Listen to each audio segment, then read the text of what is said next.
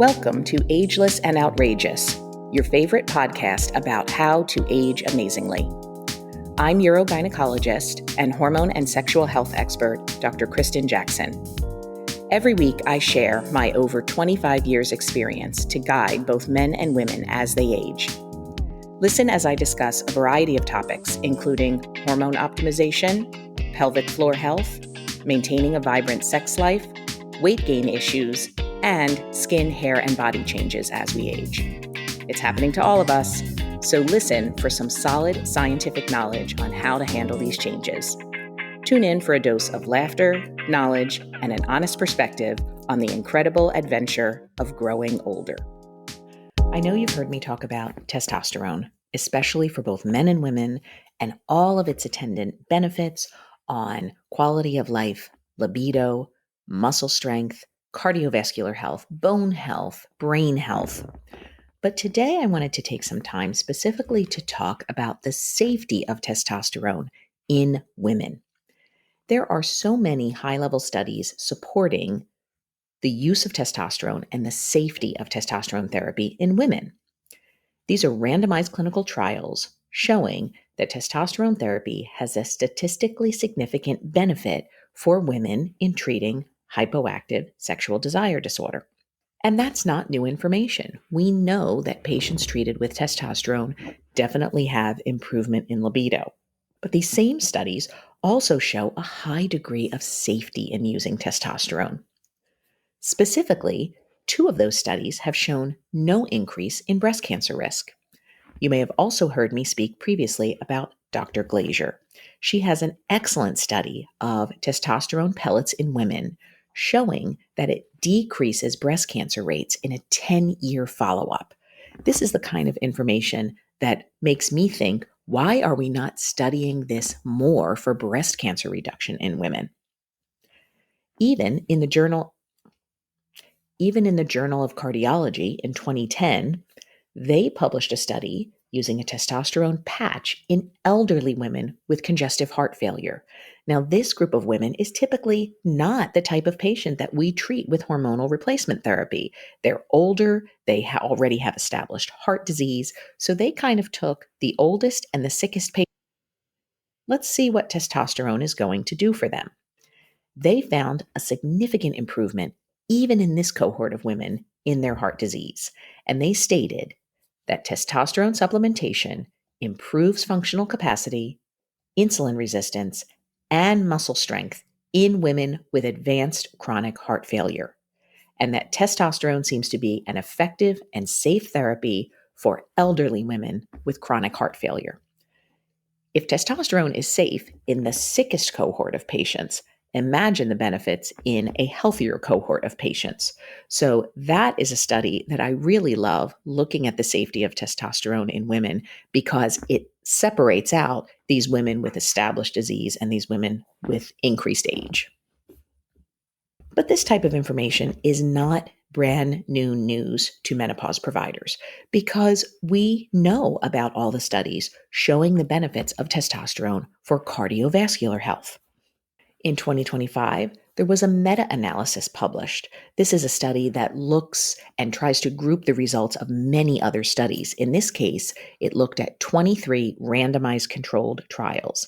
And randomized controlled trials are considered to be level 1 evidence, meaning the highest quality medical evidence that we can provide. When they looked at all of these studies as a group, and they looked at women of all ages, they found no change in cardiovascular events. Here we're talking about heart attacks and strokes with HRT use. So that's great. Even at the worst, hormone replacement therapy does not increase cardiovascular risk. But when they separated out the women in these groups of studies, in younger women, hormone replacement therapy users had a decreased cardiovascular event risk by 32%.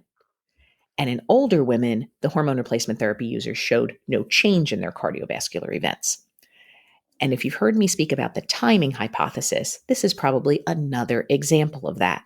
When we use hormone replacement therapy for prevention of disease, it tends to work a little bit better than for treatment of disease. So younger women who do not already have established cardiovascular plaques in their arteries and hardening of the arteries, therapy is going to work better versus older women who already have accumulated some plaques in the arteries and already have some hardening of the arteries. It may have a harder time reversing that. In 2012, in Gynecological Endocrinology, they published a study showing that the use of estrogen and testosterone implants showed a statistically significant decrease in the total cholesterol. And of course, we know how important it is to monitor cholesterol as a marker for cardiovascular health. Also in 2012, the British Medical Journal published an open label randomized control trial of over 1,000 recently menopausal women. So these are women within 10 years of menopause to either HRT treatment or no treatment. And in the group using HRT, they had a significantly reduced risk of death, risk of heart failure, and that those benefits were maintained even for an additional 6 years of follow-up if patients stopped their hormone replacement therapy. In the treated group, they didn't see any increased risk of cancers, strokes, DVTs, or blood clots, so there was a lot of safety in that data as well. Most recently, in 2024, in the Journal of Sexual Medicine, they published a cohort analysis. And this looked over many years, over 16,000 women who were using some form of testosterone therapy, either topical or injectable. And once again, when they looked at their group of patients overall, they found no increased risk of major cardiac events, no increased risk of blood clot in the legs or the lungs, and no increased risk of breast cancer. But when they separated out their patients and looked at patients young, age 18 to 55, versus older, they found similar results to so many other studies. In younger patients, they saw an improvement in major cardiac events. They saw an improvement in blood clots in the legs. There were no blood clots in the lungs, so they couldn't even mention whether blood clots got better because those patients didn't have them to begin with. And a trend towards reduction in breast cancer. Whereas in the group over age 55, those patients had no change in those parameters. So once again, supporting the timing hypothesis that an earlier start to testosterone replacement therapy is going to have the best benefits for a patient. But when we look at safety data, or any data for that matter, we have to look at all of the studies published. We have to look at each of them critically to see if they are high quality evidence and properly done. And we have to also look at data that may not support a viewpoint that we hold. There is only one single study published in 2021 in Menopause, which is the journal for the North American Menopause Society, that showed that pellet therapy had worse outcomes as compared to traditional hormone replacement therapy. Now, in this study, they had 500 women, and some were using hormone pellets and some were using an alternate FDA-approved therapy. 99% of the women in the pellet group were receiving testosterone therapy, as expected, because most women who receive hormone pellets receive testosterone and estrogen as a combination. Only 4.5% of the women in the non-pellet group received testosterone therapy. Most of the women in that group were taking estrogen and progesterone in a whole variety of different methods, creams, patches, pills. But the only FDA-approved product for testosterone is a gel called androgel. And it's not even FDA approved for women, it's approved for men, but some providers do use tiny doses of androgel for testosterone replacement therapy in women. When they followed and compared these two groups, they found higher androgen side effects in the pellet users. Well, of course they did. That's because 99% of the pellet users were using androgens, whereas only 4.5% of the non-pellet users were using androgens. Where else do you expect to find side effects? In patients using a product or not using a product? So that was kind of a no-brainer.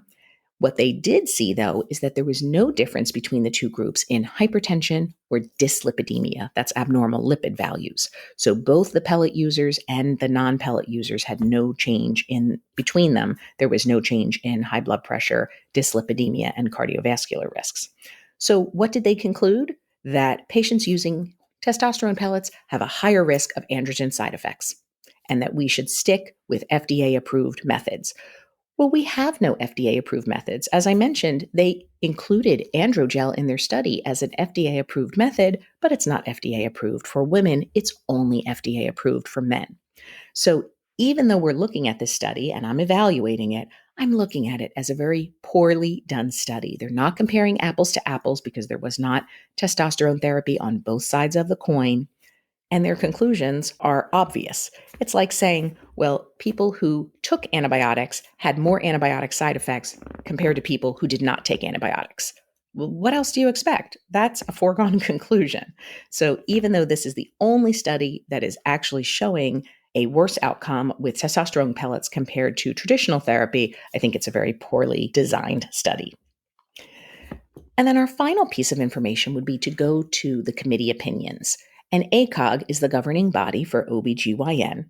In 2012, ACOG put out a committee opinion about testosterone therapy in women. Now, it's important to recognize that an ACOG committee opinion is level 5 evidence.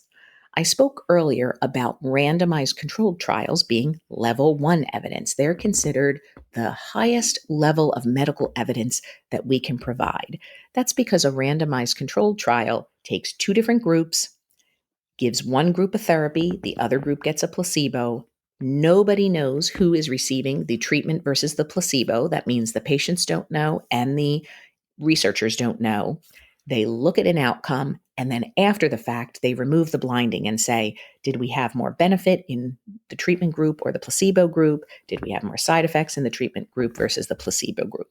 So it's considered the most pure scientific way to look for outcomes. Level 2 evidence would be considered quasi-experimental studies. These are studies often used to evaluate a cause and effect relationship, and you use it when you have a situation when you can't randomize an event.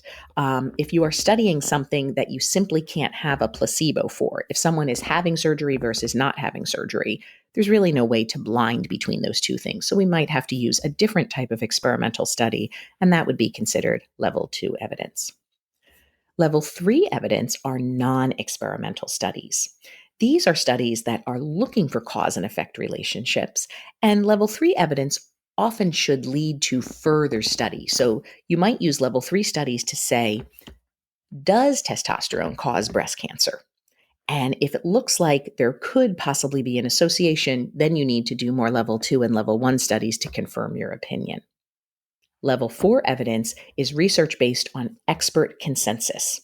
So this looks at the consensus of multiple experts, usually those belonging to a committee. They look at a lot of scientific evidence altogether, and they try to come up with their best information from it. But because they're looking at so many different studies, some of which will be level 1, some of which will be level 3, when you put all of their information in an expert consensus together, it's going to be given a rating of level 4 evidence. Level 5 evidence is the lowest level of evidence. That's going to be expert opinion. These are opinions of individual experts based on their own professional experiences. So if I say to you as a single physician, I have treated menopause for 25 years and my opinion is this, that's level 5 expert opinion. It's the lowest level of medical expertise because it's only based on one person's observations, not rigorous testing. So in 2012, when the ACOG committee opinion came out, this is considered level 5 evidence. And what they stated was that there was a, quote, lack of safety data for use of testosterone in women. However, I have trouble with that statement because the studies that they referenced and they footnoted at the end of their committee opinion are all of the studies that I just discussed with you during this podcast, showing that there is significant safety data for testosterone in women, and actually sometimes even improvement of cardiovascular risk factors when you use testosterone in women. So the statement of lack of safety data and then referencing studies that show safety, to me, does not match up. At the end of their committee opinion, they recommend other preparations other than testosterone pellets, which are a very common way to administer testosterone therapy to women. So then I ask the follow-up question, well, what other preparations are there? There are compounded sublingual tablets of testosterone. They go under the tongue.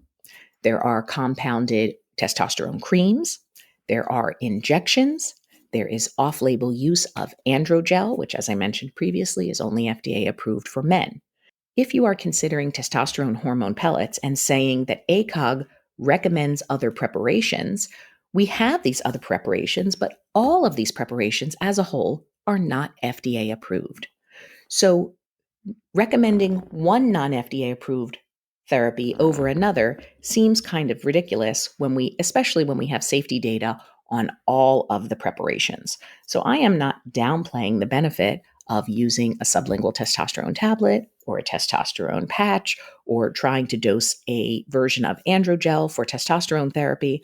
I am just saying that there are many options for optimizing testosterone in women, and the data seem to support safety in all of those options. Because there are no FDA approved therapies, and because even the 2012 ACOG committee opinion points out this supposed lack of safety data, there are no guidelines on what is the best testosterone replacement therapy for women. What levels should we be looking for? What symptomatology improvement should we be looking for? There are no guidelines. So this is where, like so many things in women's medicine, it is important to seek out a menopause specialist, someone who is well-versed in all of this information, who can have an honest and understandable discussion with you about the safety of testosterone, the risks of testosterone, all the different routes in which you can get it, and can personalize a plan of care for you to get the outcomes you want with no to minimal risk. So while I fully believe in the safety of testosterone in all of its incarnations for both men and women, I also feel that testosterone needs to be monitored, symptoms need to be monitored, side effects need to be monitored, and as I always say, we absolutely need additional studies, higher level evidence, level 1 and level 2 evidence on the use of testosterone in both men and women so that we can give our patients more accurate information.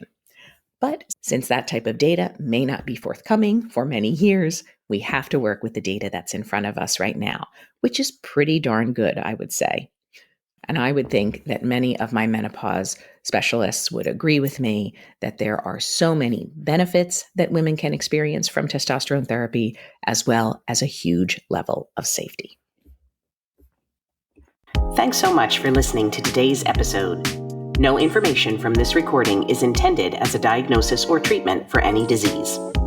If you are enjoying the show, please subscribe so you don't miss any of our exciting episodes. And we love to hear from our listeners and would be grateful for your positive review. We'll talk next time.